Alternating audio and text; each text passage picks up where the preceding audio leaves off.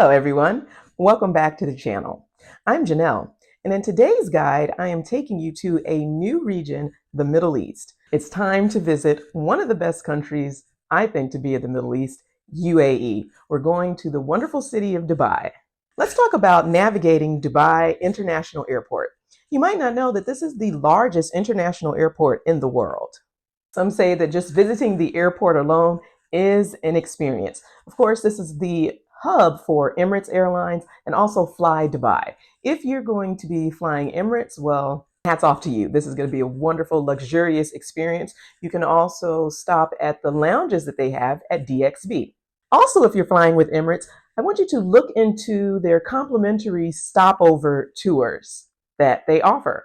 Stopover layover is where you are going to have few hours, maybe even overnight, 8 to 10 hours in Dubai. So you might as well explore the city, right? Leave the airport, make sure that your connecting flight, you get back to the airport on time, and you can do this through stopover layovers. I've done this a lot. Actually, my layover to Dubai for the first time was in Saudi Arabia. I flew from DC to Jeddah.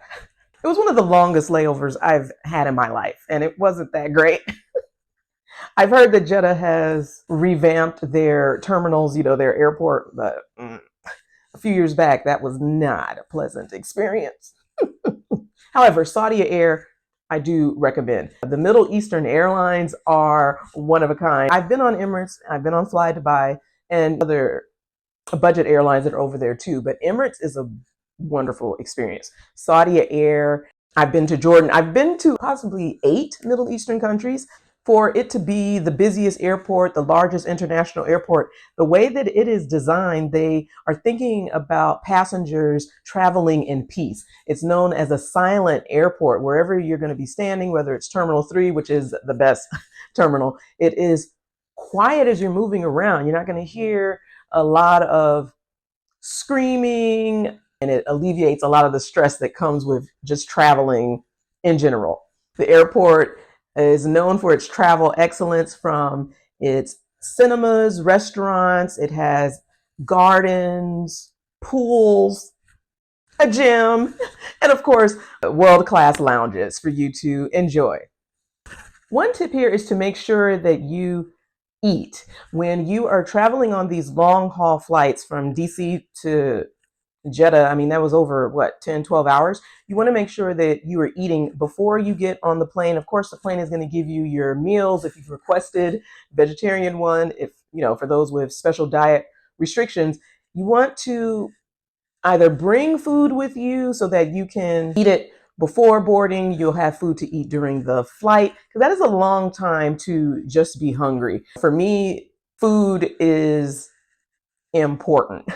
My mood can go all the way down and can quickly be boosted just by eating, especially if I'm traveling from the US and I'm going abroad. I want to have a good meal. And I think in Dulles, I had pizza.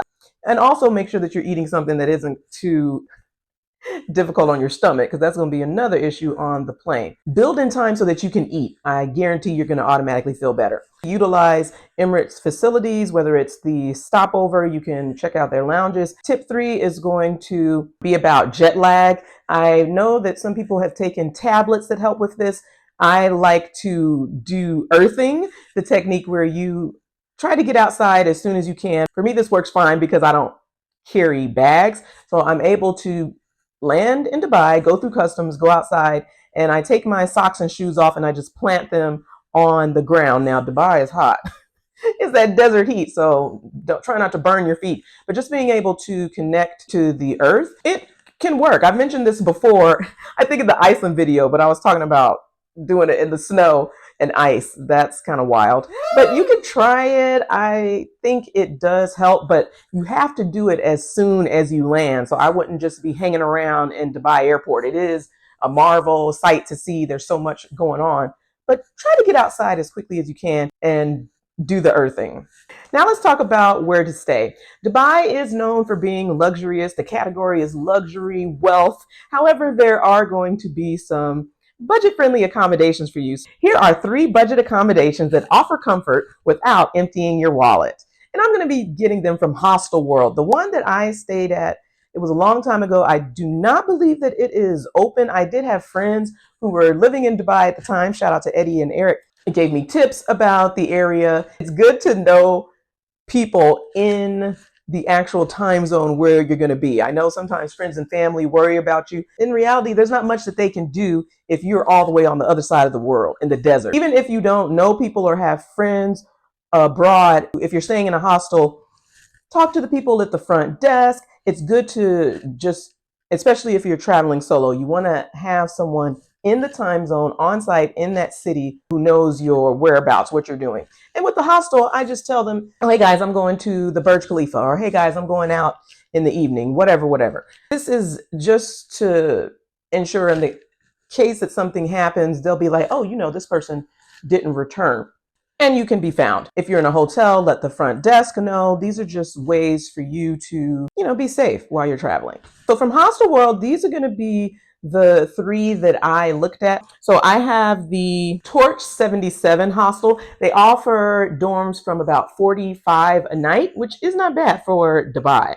Grace Hostel, which is about $35 a night. I also have found Alphatel Beach Hostel. It's going to be around $28 a night. These are the top 3 that I found from Hostel World. They have great reviews. Again, you can always match to see what people are saying on google.com. You can go to TripAdvisor, even booking.com. I like booking.com because they're going to give me discounts.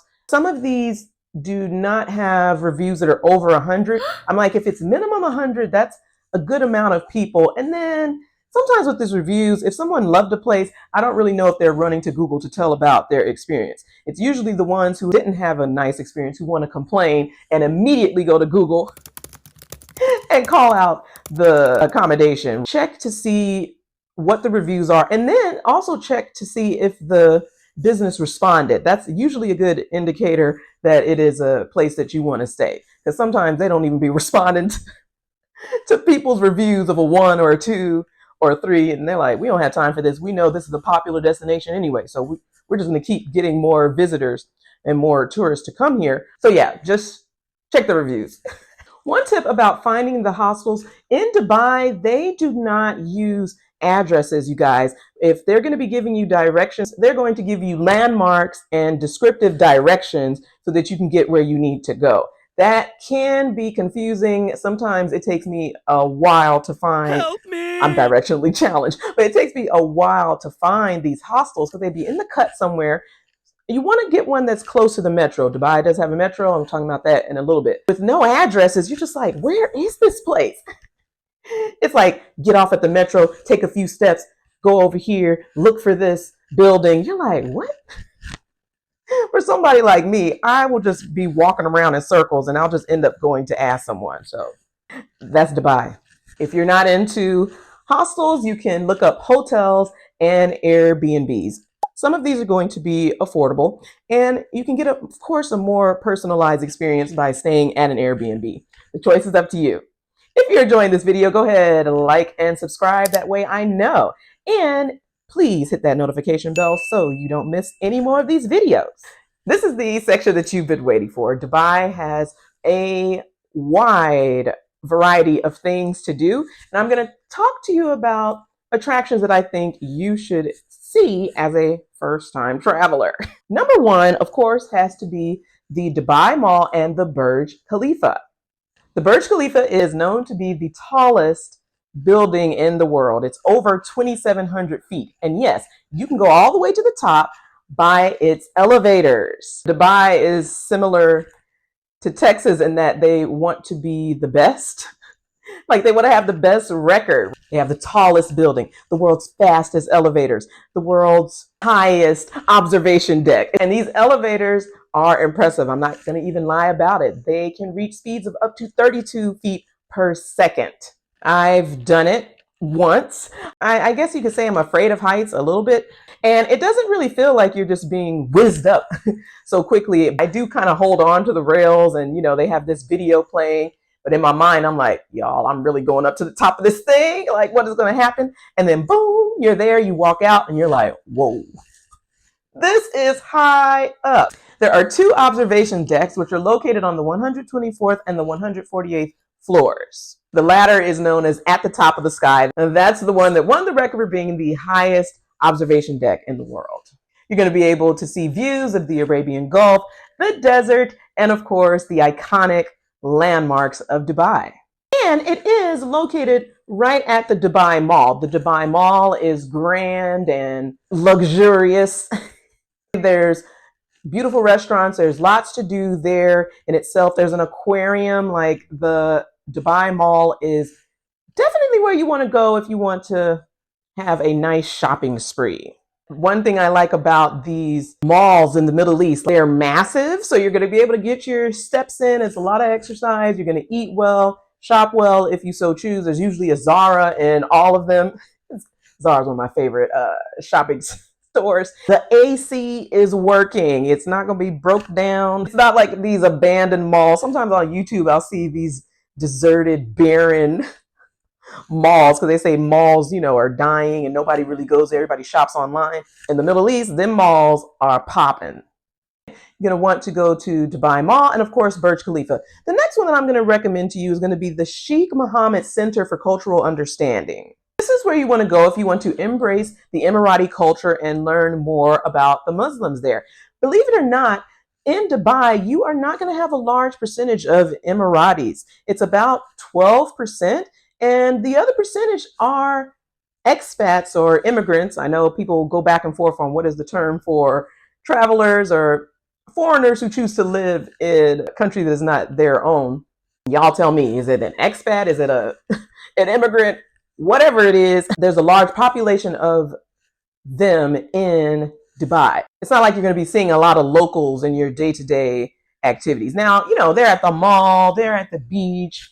It just depends, really, because the majority are foreigners. So that's another reason why I'm recommending Dubai as your first destination. It's really geared towards the United States. Okay, the SMCCU promotes cultural awareness, understanding, and dialogue for all of its guests and tourists who decide to visit. There are programs and activities designed to educate you about Emirati culture, the food, and just the Muslim lifestyle. The center does host traditional Emirati meals. I believe I signed up for the lunch. It was delicious. One thing about the Middle East, I'm going to be able to eat food.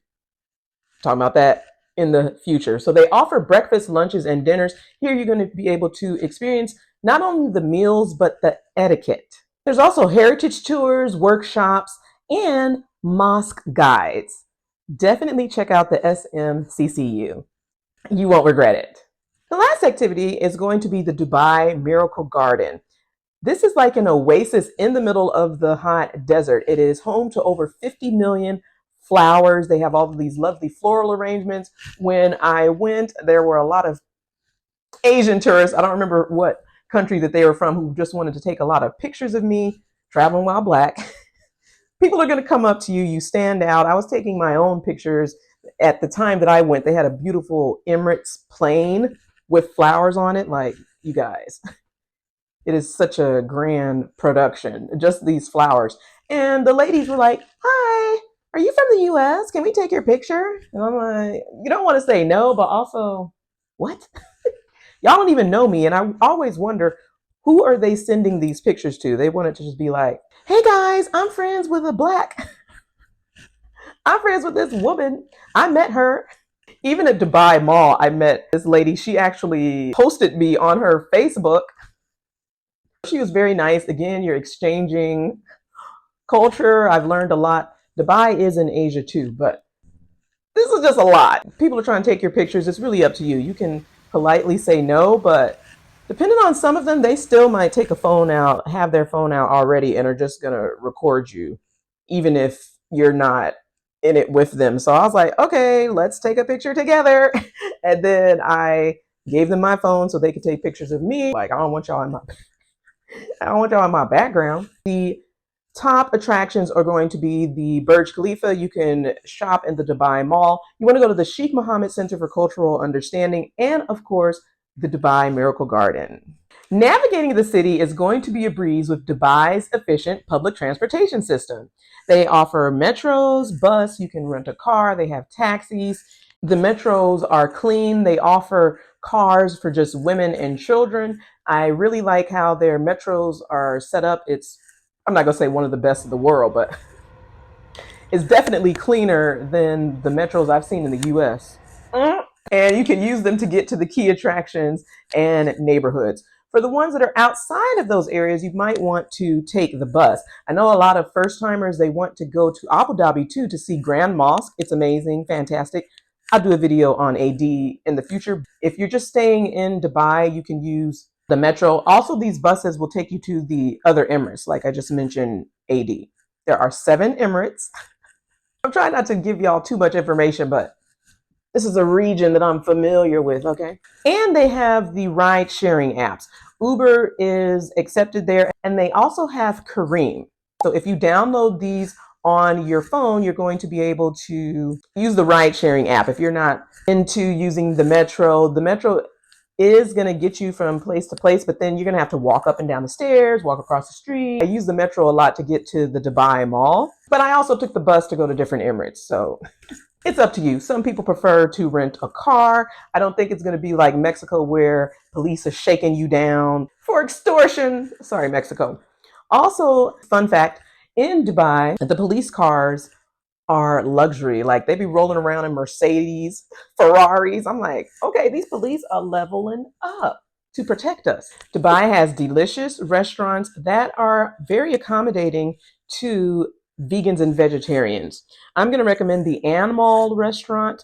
There's also Raju Omelette and Chapan Bog. Indian food is my favorite in all of the world, and there's going to be so many different types of cuisine that you can get here. I also recommend that you check out Dira. That's Old Dubai, and the food is so cheap. Like you can go there for lunch. It is really, really delicious, you guys.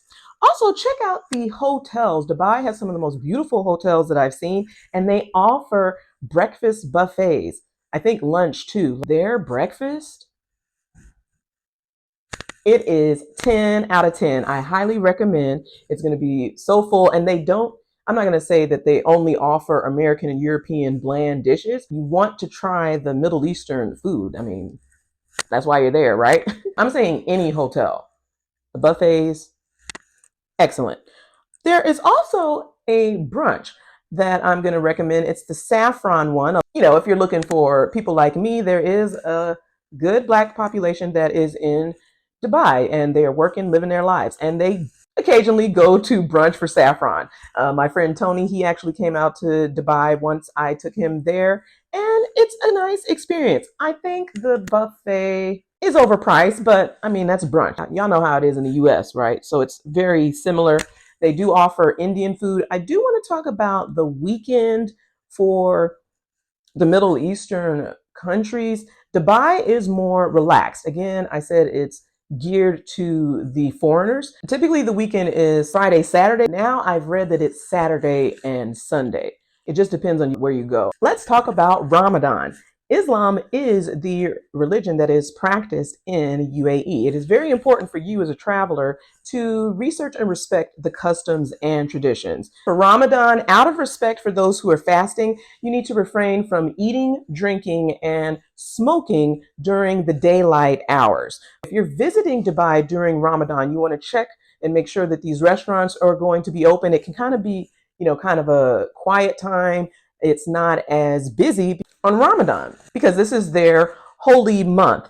I also have read that they are relaxing some of this. For me, I still would just respect it. This is their holy month and I am over there. So again, just look it up online and see what it's like to be visiting during Ramadan. This includes when you're going to a mosque, you're following the instructions. They're going to have you wear a head covering. They're going to have you take your shoes off.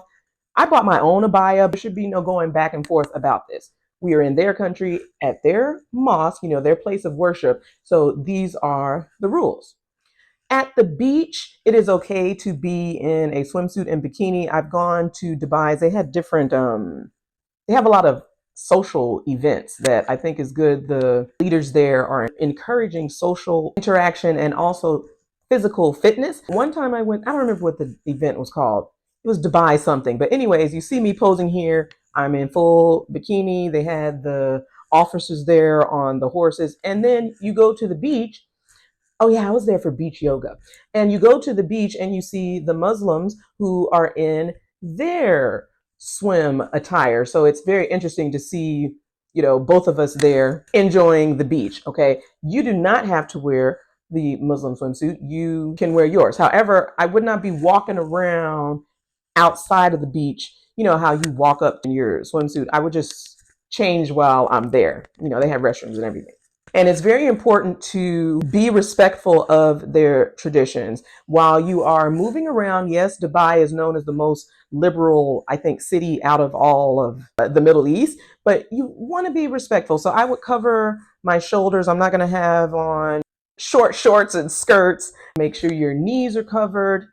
But then Dubai is hot too. So I think it depends. If you're going to a mosque, I would not be wearing, all of that attire. But if it's not the mosque, then just dress comfortably and casually. You could dress modestly if you're going to more of the conservative areas. Dubai is more liberal, so I think you'll be good to go. I want you guys to remember that you should be grateful for the opportunity to travel the world. Visiting the Middle East is going to be a one-in-a-lifetime experience.